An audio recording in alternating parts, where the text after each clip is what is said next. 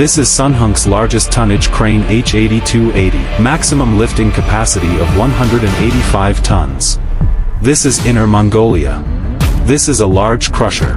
It needs to be disassembled and maintained.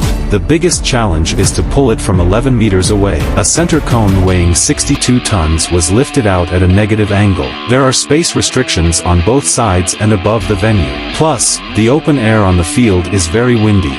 The selection of lifting equipment is crucial. How does H8280 perform? Next, let's enjoy this hoisting feast together.